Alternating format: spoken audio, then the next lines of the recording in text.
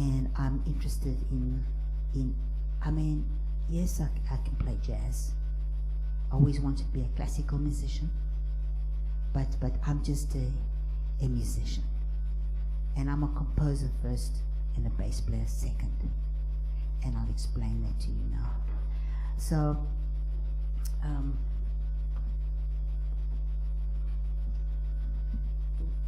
the way that I came to music was very, in a very strange way, actually. And my father always wanted me to be a chef. He's an Italian chef. He still lives in Italy. I was born in Sunnyside in Pretoria. I grew up here, and I'm South African. But of course I have Italian roots. He wanted me to make pizza and all that. So I never wanted me to be a musician.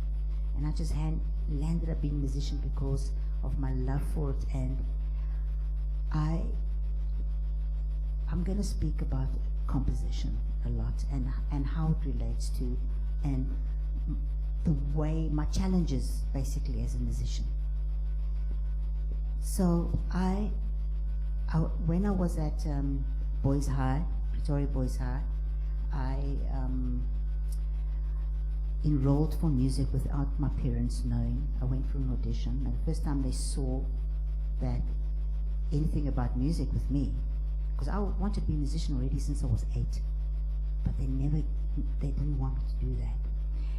I enrolled, it was when they saw my report card and said, "You do music?" I said, "Yeah, I'm doing music."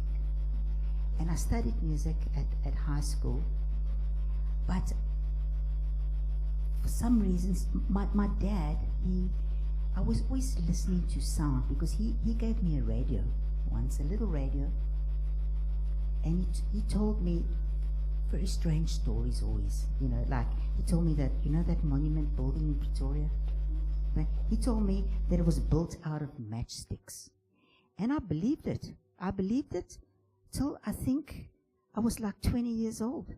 I believed it. He told me like the weirdest stuff. He said that all those, that white noise you hear on the radio were all the wars and stuff happening around the world. So I used to tune in, I used to listen. I would just listen to white noise.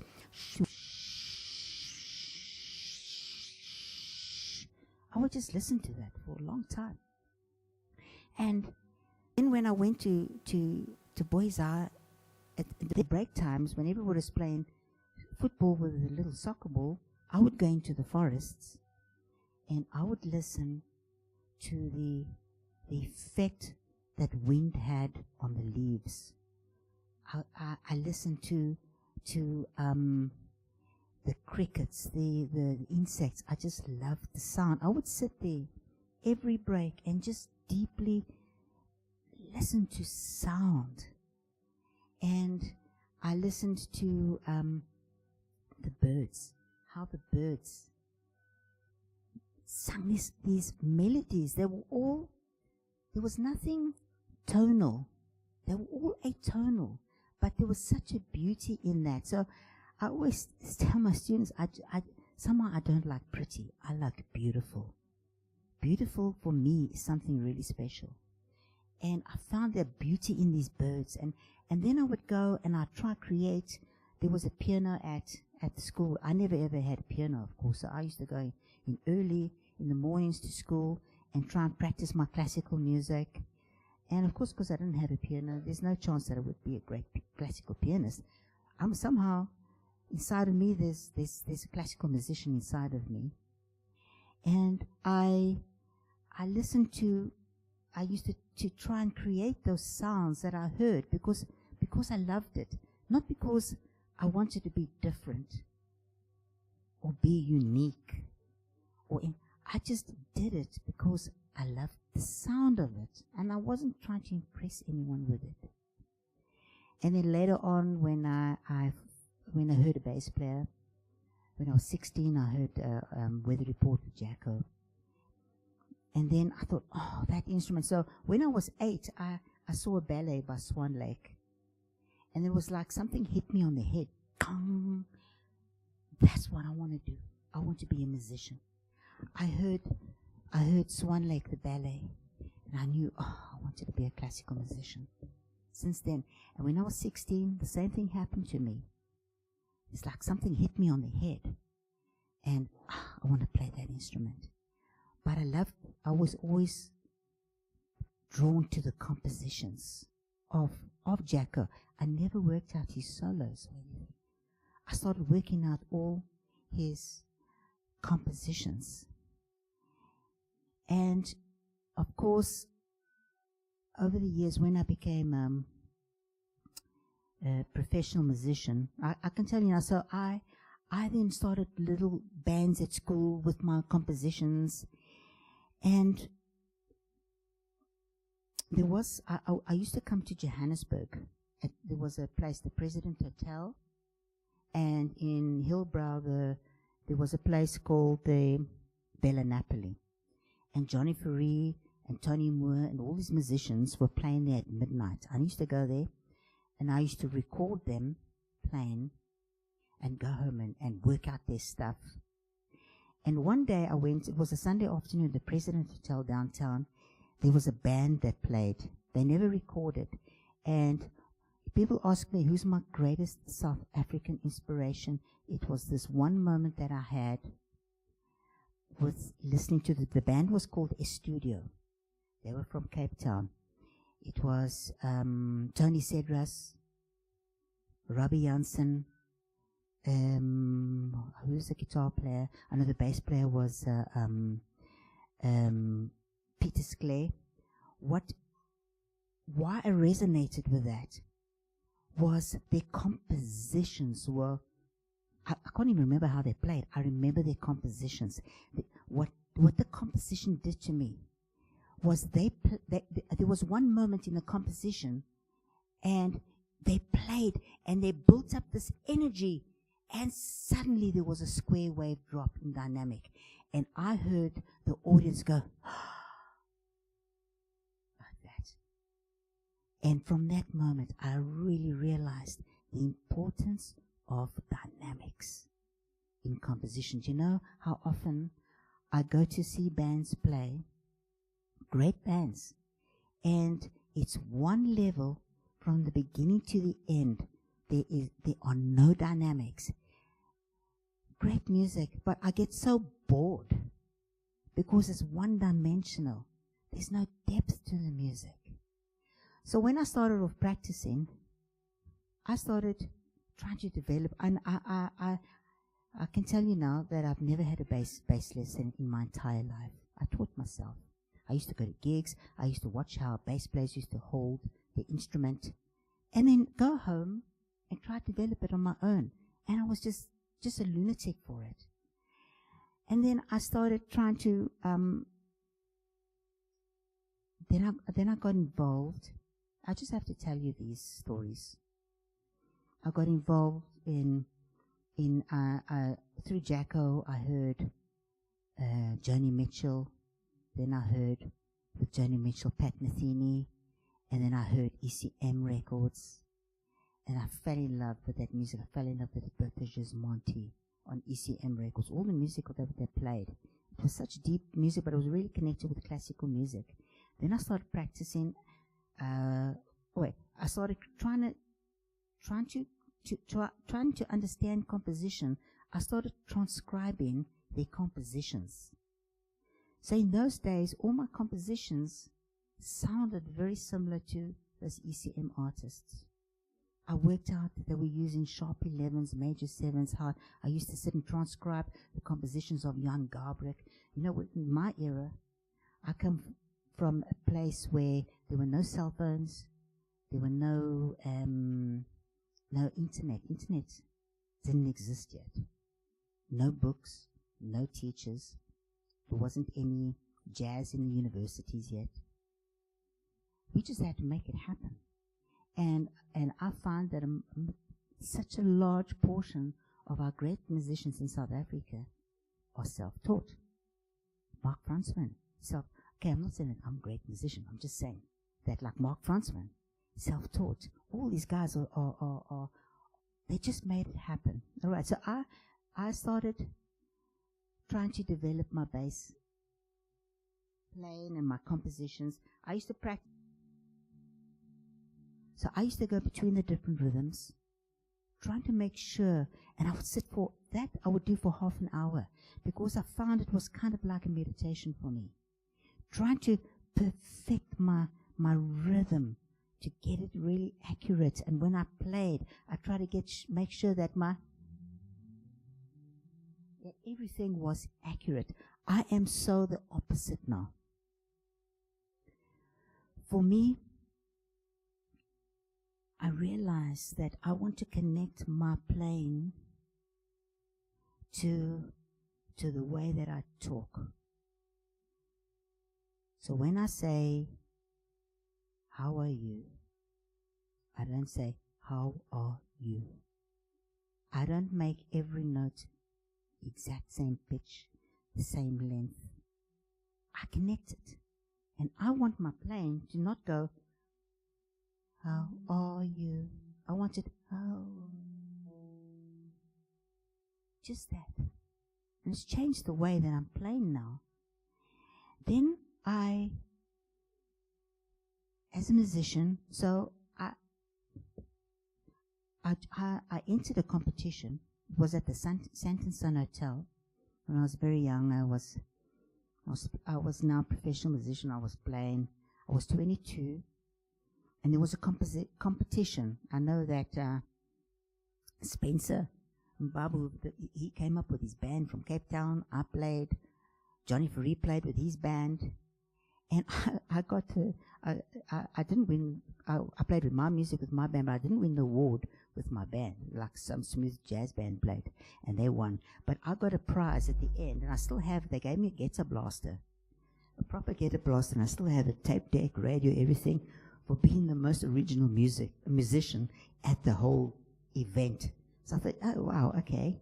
And that's where Johnny Ferry heard me.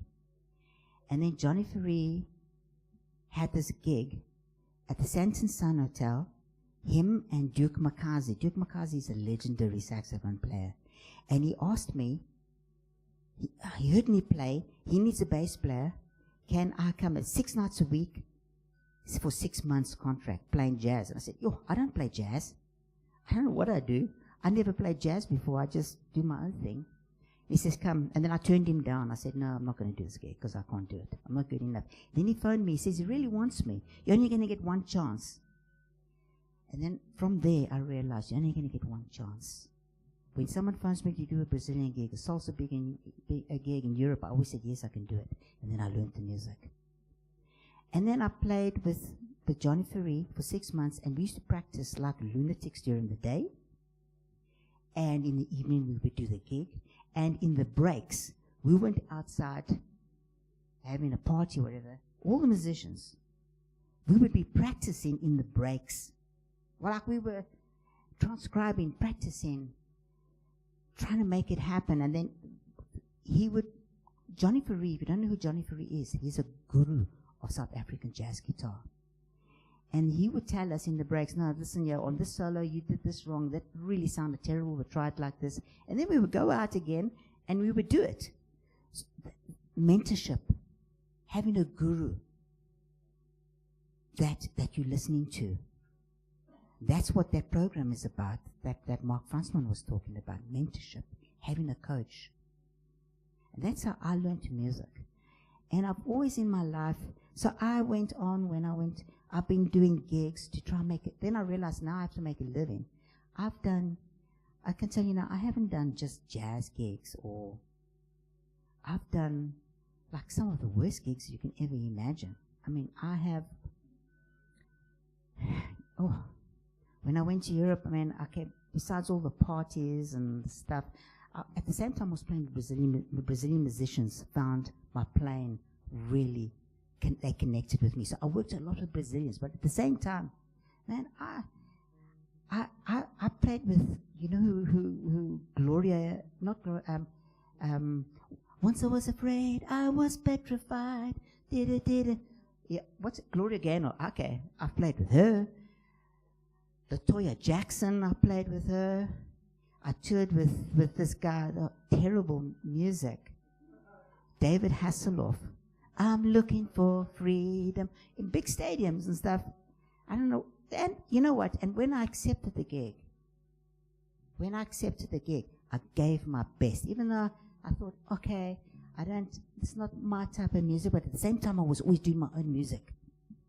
I played in the beer tent for 2 weeks. It was the worst gig ever. The worst. 11 o'clock in the morning till 11 at night. On a stage this high, where they are making chick in Germany in a beer tent. Luckily, we didn't have to wear. I got into this big band actually. I was fortunate because my reading was really good back then because I really worked on it. My reading sucks now. My reading, I'm head in music, and I'm telling you now, my reading is not that good because I play just my own music. I play original music and I memorize everything.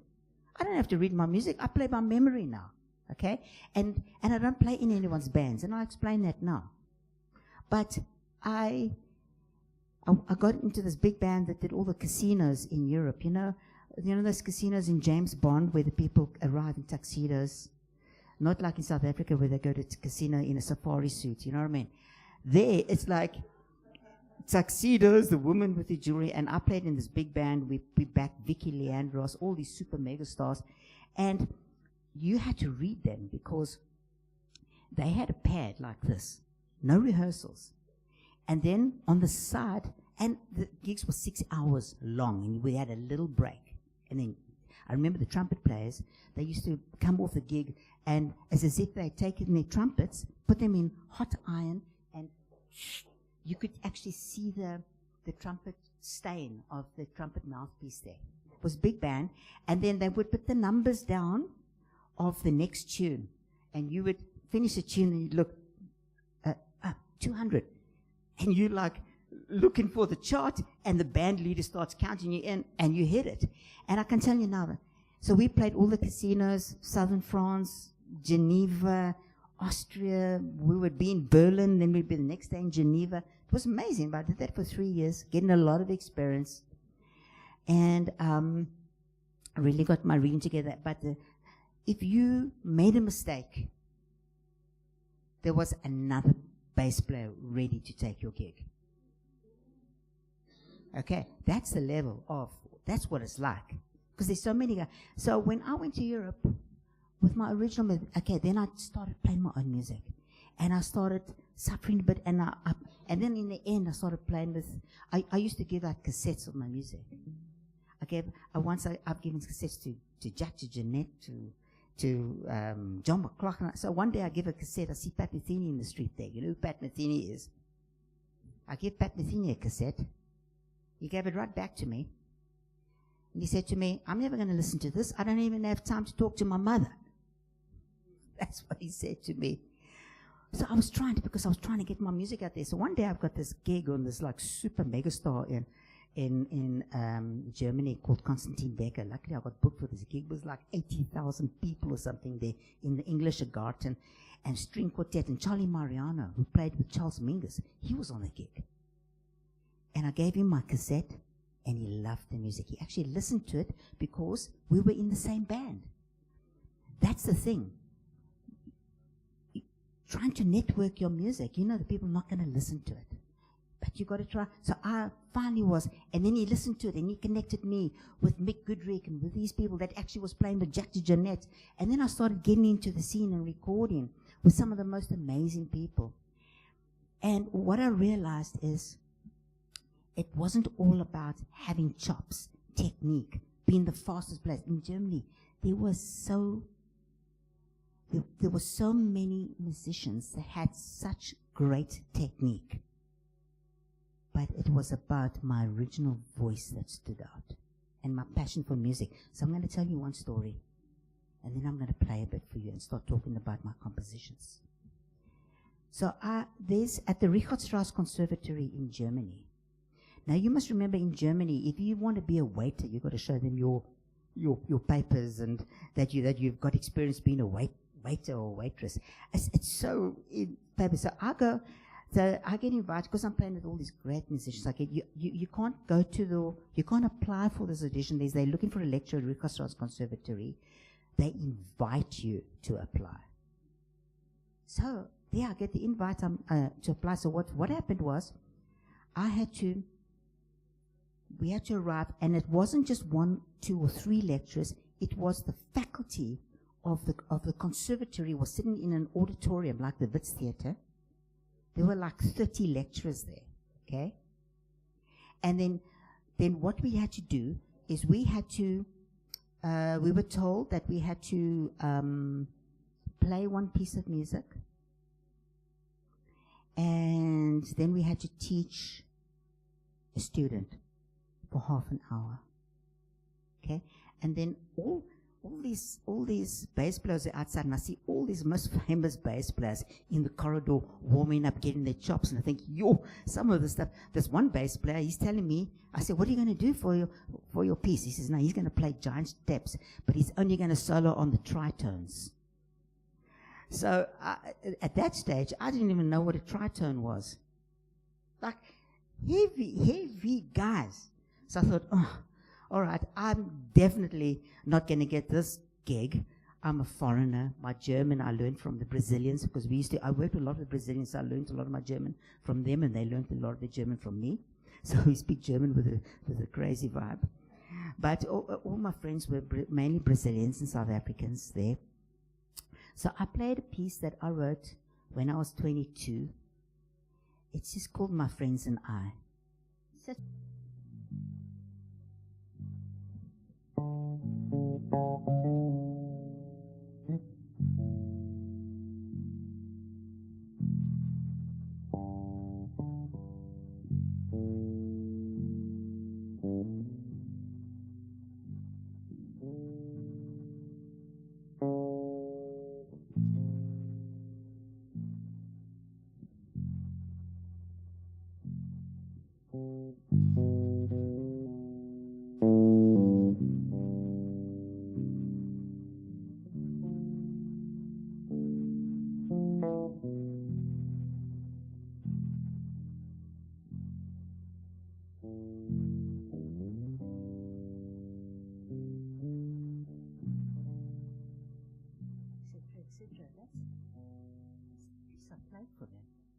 I wrote that. Even before I joined Johnny Ferry, I wrote that. I think I was about 20 years old. Okay, but that's the piece I played. I decided I'm going to go the total opposite to technique and all of that stuff. And then I said, all right, I realized I'm not going to be able to get this gig anyway. I've just played that piece of music.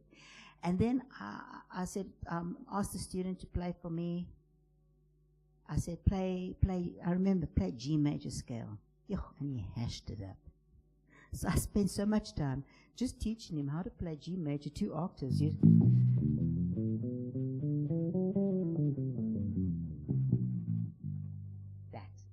okay? I spent like about 15 minutes on that, and I got him to play me a composition. It was so densely filled with notes and stuff that I started taking the notes out. I started teaching him the value of playing with silence, what it does actually. That was my audition. Next day, people are phoning me. Congratulations, you got the gig. And I, above all those heavy duty guys, got the gig at the Richard Strauss Conservatory in Munich, Germany. I asked them, why on earth did you give me the gig? Why did you give it to me? There was all these guys. They said, because my half an hour was filled with honesty, and it was filled with beauty, and was filled with art. They had no option to give it to me. And in Germany, they get sponsored by the city. They had to write special letters to the municipality, massive motivation letters, why they're giving me this gig. And that, for me, has been my journey. I'm not interested in trying to impress people. I just want to create something beautiful. Then I always felt, I used to live in Yeovil. I used to go to all those jam sessions there, playing jazz. I learned to play. I played fretless as well, and I started learning all the standards. I played them on the bass. I used to have a gig in Hillbrow, a place called Black Sun. Every Friday night at midnight, there was a band that played before me called the Genuines. If you don't know who the Genuines are, take a look who they are. It's Hilton Schilder's band. They played from 11 to 12 every Friday night, and then I did a solo bass gig every Friday night in Hillbrow. And that was that was like 1984, okay? Solo bass on fretless, and I played all my standards as well. I was starting to work on jazz standards because I thought, I better learn how to play jazz and all of that. So I worked them all out. I know you know this one. I don't know if I can still play it.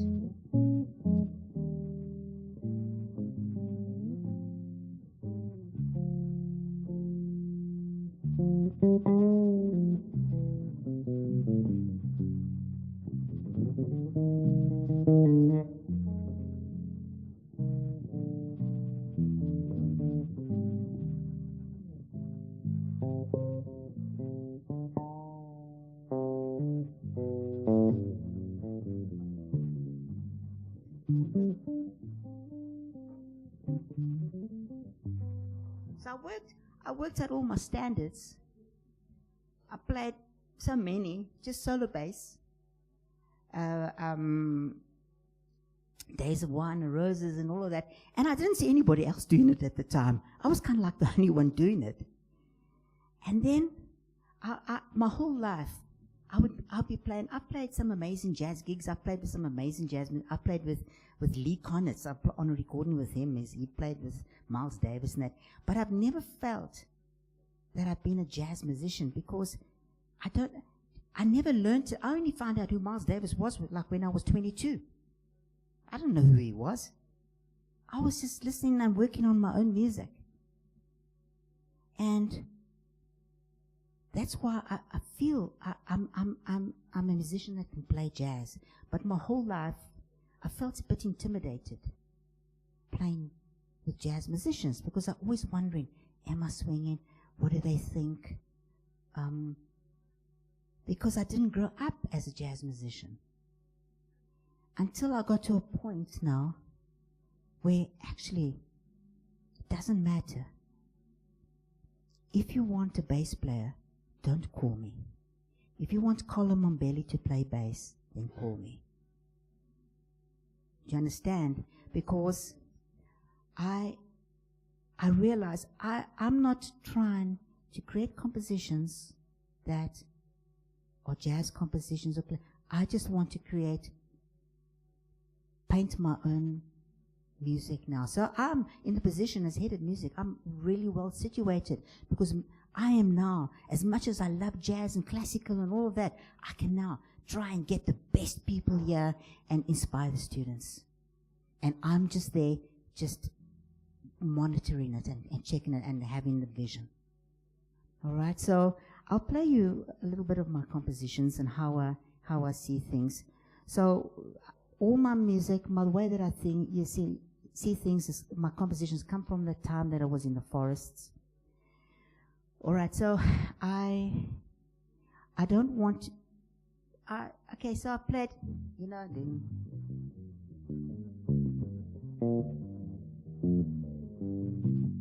I played bass lines in bands. I don't want to do that anymore. I just want to play the way that I am basically a folk musician now because I love folk music. I love music from all over the world. I'm open to all stuff, including electronica music. Everything. Because it's all super special. So I found ways of doing things on the bass. For example, this piece. One of my favorite musicians was Paul Motion. So I wrote a piece of music for him. I'll play it for you.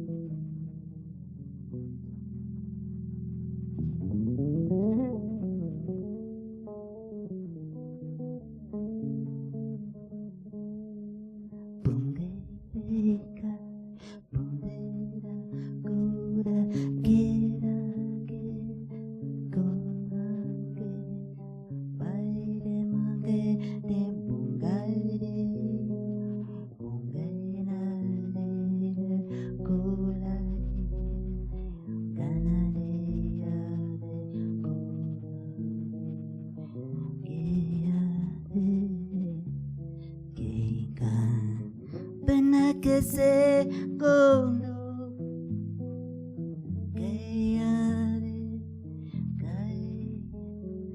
Gondaya de Logona Gea de Timasaganada Galeo Gondaya de Gondaya Galea de Gona Galeo Gadera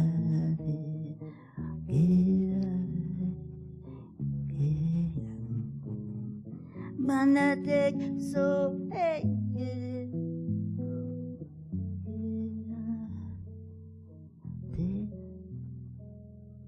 and it continues and it builds and it just builds into something amazing. All right, so I'll just give you little smidgens. That one's called Motion the Explorer. Can you see I'm making a composition out of 2 notes here. And I'm using my voice just to embellish the sound. And so it's not technical, it's not classical, it's not jazz, it's me. And the moment I realized that actually it doesn't matter, I can just be me. And I'm fine with that. So what I heard in nature was this energy, this energy that happens, that there's some other stuff happening. So I wrote a piece of music called I Close My Eyes. It just goes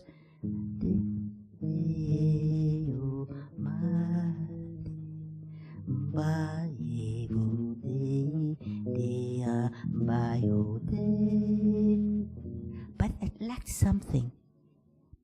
I needed to add something to it. So I've been building instruments. I worked in Paris building instruments with a company there. But I found this exhaust pipe. Now I love springs. Springs they do something to me. When I used to write at my desk and I played the springs and I heard the reverb and the sound of it, I just love it. So I used to take springs, there's arm things with the springs, take them to my gigs and mic them up and use them in my music, not because I wanted to be different, because I loved the sound of it. Okay? So I found this exhaust pipe. I think it's a Harley exhaust pipe. I went and added springs onto it.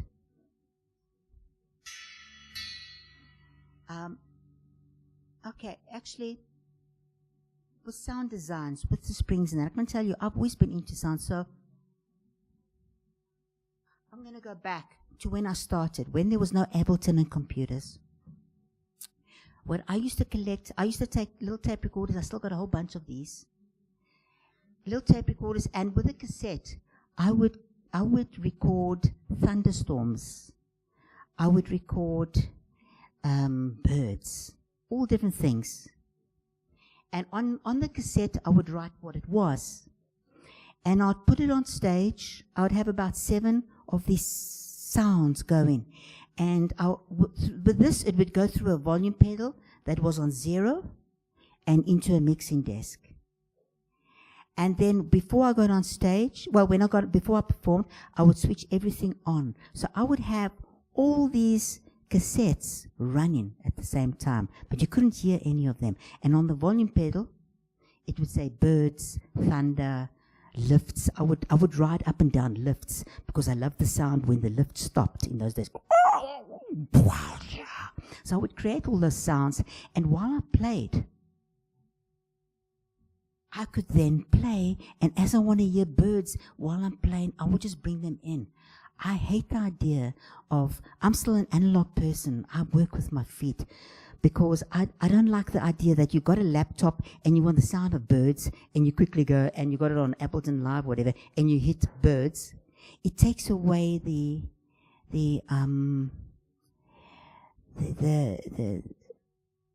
what can I say?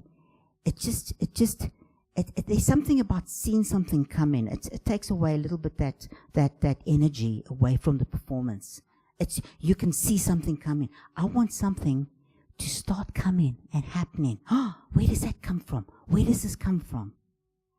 And that's why I was using that, and I'm still using effects and sound design. I've got my system to really low now. But so as I started building instruments, so for example, this one,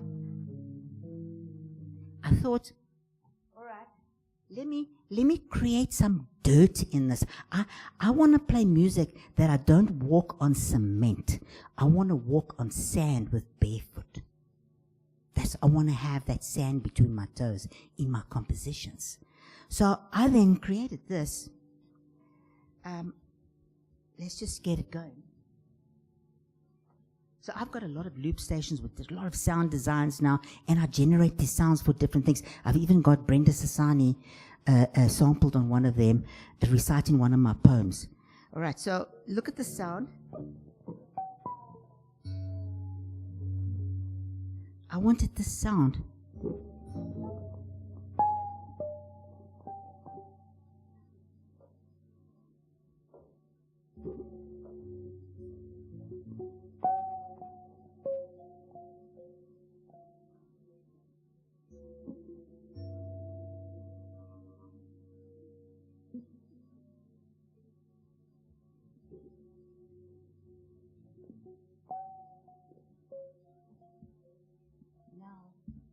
Now I can play the composition.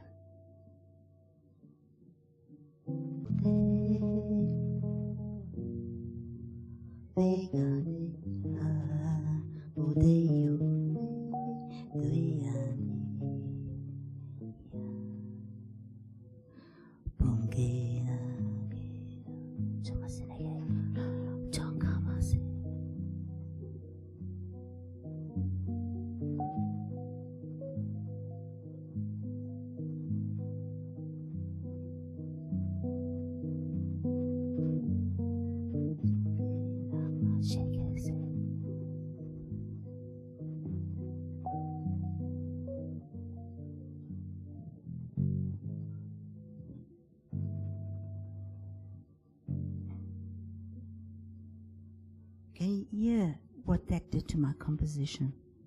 It just by adding that little bit of dirt in there, I made it beautiful for me. It's my time up. My time up. How much longer have I got?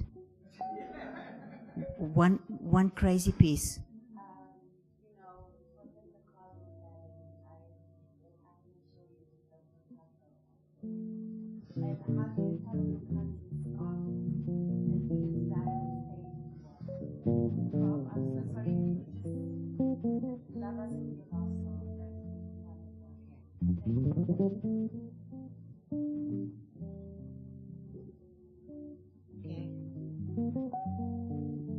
I'll tell you what I'm going to do.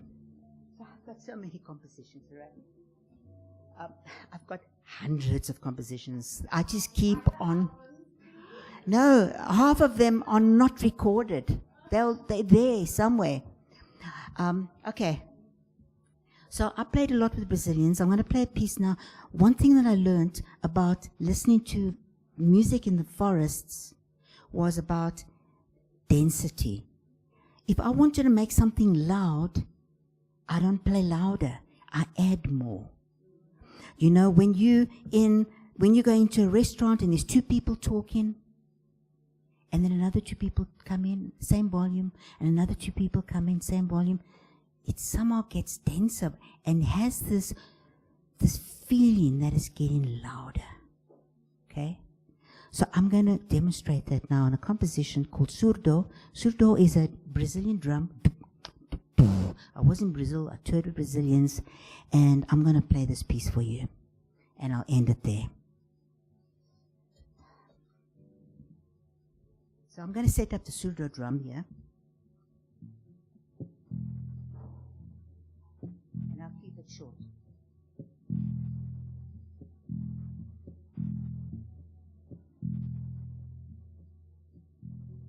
Oh, I still got my losses, sorry. Okay.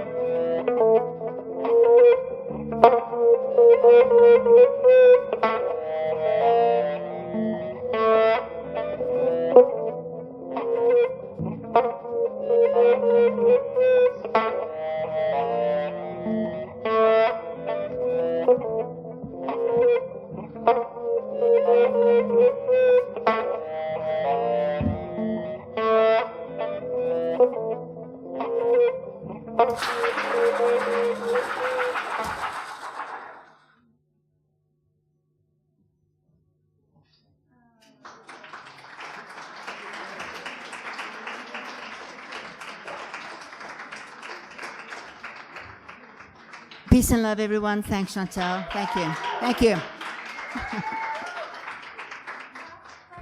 Thank you so much. Thank you so much, Prof. Sean, I'm guessing we don't have time for questions? No? No. Are we completely out of time? Email me.